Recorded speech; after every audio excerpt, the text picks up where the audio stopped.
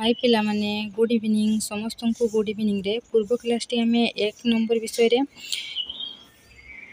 एक number T आमे discussion करथिले तेबे एबे 2 नंबर विषय रे 2 नंबर क्वेश्चन आंसर को डिस्कशन करिबा पिला माने चेष्टा करिवो तमे वीडियो टी के फुल देखिबा पई एवं जदि वीडियो टी भल लागितिबो तेबे लाइक सब्सक्राइब एवं कमेंट करिबा पई जमा भूलिबेनी एवं चलो एबे स्टार्ट करिबा। फर्स्ट क्वेश्चन होची 2 नंबर फर्स्ट क्वेश्चन होची प्राकृतिक गठनर विविधता अनुसार भारत को जो केतोटी अंचल रे विभक्त करा जायछि सेगुडी को नाम लेख। तेबे आंसर टी होची प्राकृतिक गठनर विविधता अनुसार भारत को 6 गोटी प्राकृतिक अंचल रे विभक्त करा जायछि सेगुडी को हेला हिमालय पर्वतीय अंचल, उत्तरस्थ समतल अंचल, केन्द्रस्थ मालभूमि अंचल, पश्चिमस्थ मरुभूमि अंचल, उपकूलस्थ समतल अंचल एवं समुद्र मध्यस्थ द्वीप समूह।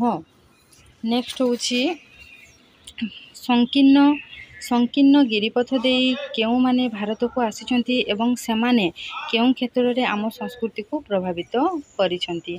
आंसर टी होची फर्स्ट पॉइंट है भारतर उत्तर पश्चिम रे थिबा पार्वत्य अंचल रे केतोटी संकीर्ण गिरिपथ रही। एही गिरिपथ दे विभिन्न समय रे आक्रमणकारी व्यवसायी और परिव्राजक माने भारत को आसीचंती। सेकंड पॉइंट होची फल सेमानकर चलनी दर्शन भाषा और साहित्य आदि द्वारा आम संस्कृति प्रभावित होईची। तेबे नेक्स्ट क्वेश्चन टी होची पश्चिम घाट पर्वतमाला केउठारु केउ पर्यंत विस्तृत एवं यह केउ कारणरू घन जंगल पूर्ण।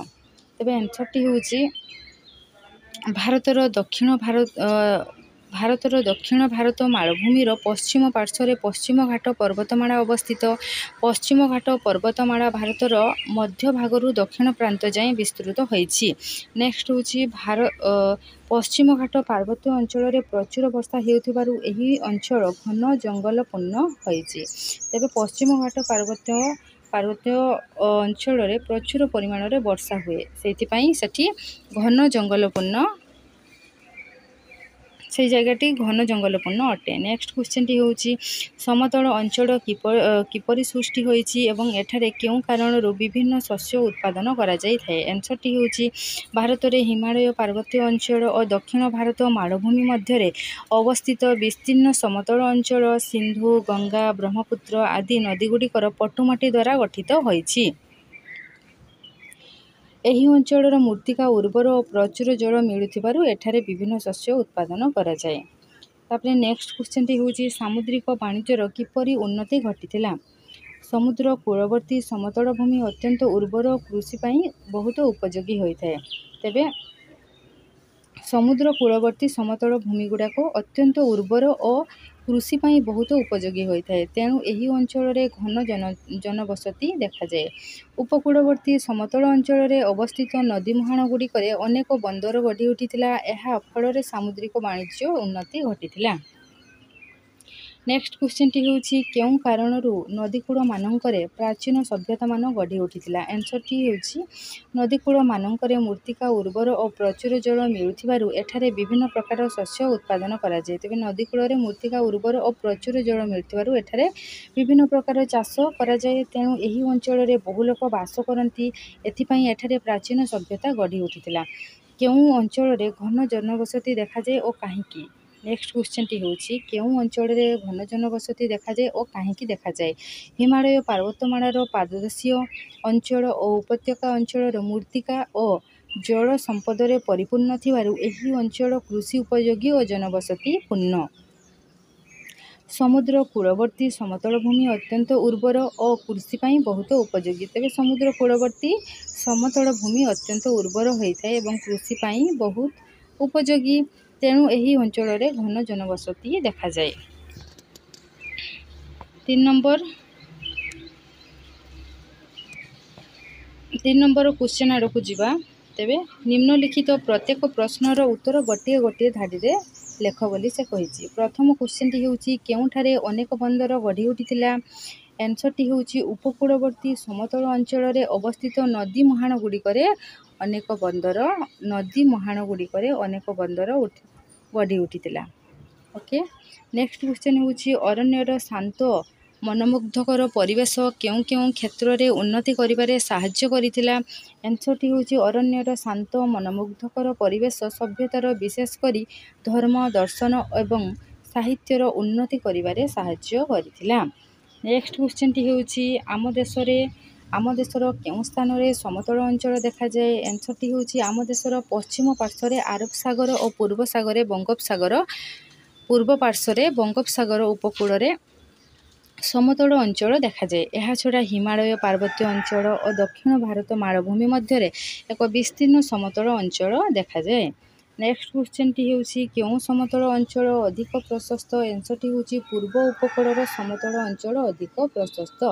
पश्चिम उपकूलस्थ समतल भूमि काहाकु कुहा जाए। तेबे गुजरात ठारू केरल पर्यंत विस्तृत उपकूलवर्ती समतल अंचल को पश्चिम उपकूलस्थ समतल भूमि बोली कहा जाए।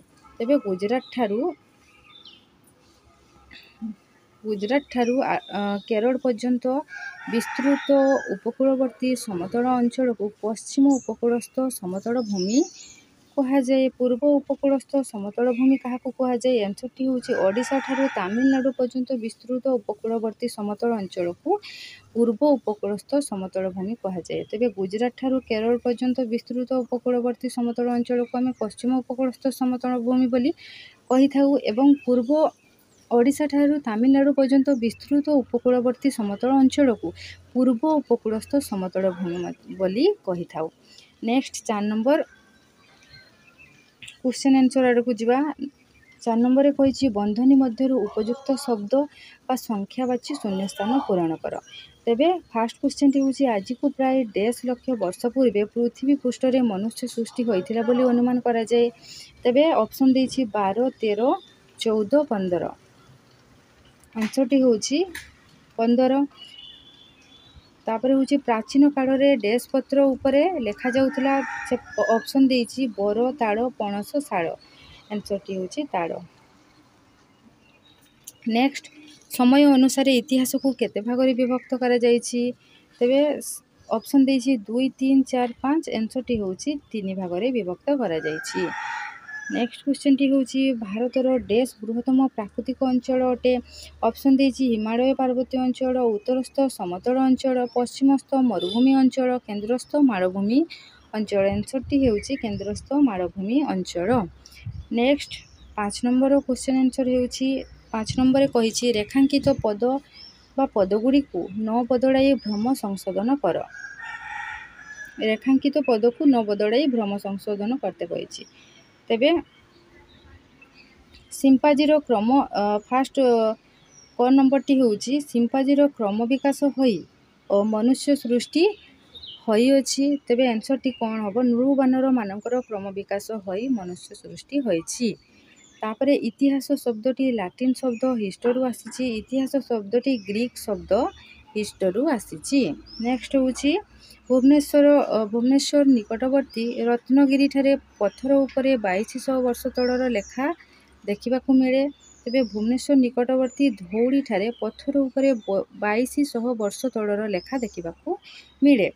तापरे होउछि क्वेश्चन टी होउछि बाणभट्ट जणे वैदेशिक परिव्राजक थिले। आंसर टी कोन हबो मेगास्थनीज जणे वैदेशिक परिव्राजक थिले। नेक्स्ट क्वेश्चन टी होउछि आम देशर पूर्व भाग रे अरब सागर अछि। आंसर टी कोन हबो ना आम देशर पश्चिम भाग रे अरब सागर अछि। तेबे 6 नंबर क्वेश्चन आंसर आड़ को जीवा। 6 नंबर कहिछि तळे दिया जाइथिबा उत्तर गुडी को मध्यरु जेउ उत्तरटी ठीक ता पाखरे ठीक चिन्ह दियो। तेबे प्रथम क्वेश्चन टी होउछि नृबानर संपर्कीय हेउछंती। ऑप्शन देछि बाघ गध अट ओरांग ओटांग। तेबे आंसर टी कोन हबो ओरांग ओटांग हबो। नेक्स्ट क्वेश्चन टी होउछि मनुष्यर बौद्धिक गुण सह सामंजस्य थिबा प्राणी हेउछि। ऑप्शन देछि गोरिल्ला सिंपाजी पातिमांकड़ gibbon chimpanzee. Okay next question होउछि हर्षचरित रचना करिथिले किए रचना करथिले ना। ऑप्शन देछि कौटिल्य पतंजलि पाणिनि बाणभट्ट। आंसर टी होउछि बाणभट्ट।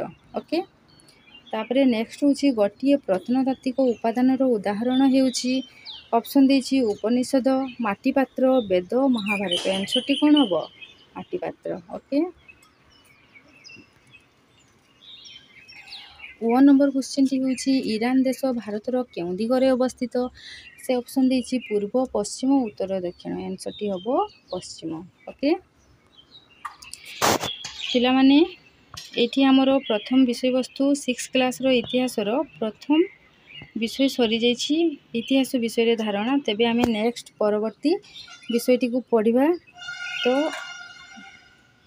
आशा करी आपण माने ए क्वेश्चन आंसर मन रखिबे एवं आपण मानकु जदि वीडियोटी भल लागिथिबो तेबे लाइक सब्सक्राइब कमेंट एवं शेयर करबा पई जमा भूलिबेनी। तेबे मु रहुछि पिला माने आमे नेक्स्ट क्लास रे पढ़िबा तार परवर्ती विषय वस्तु ओके। रहुछि बाय बाय थैंक यू जय जगन्नाथ।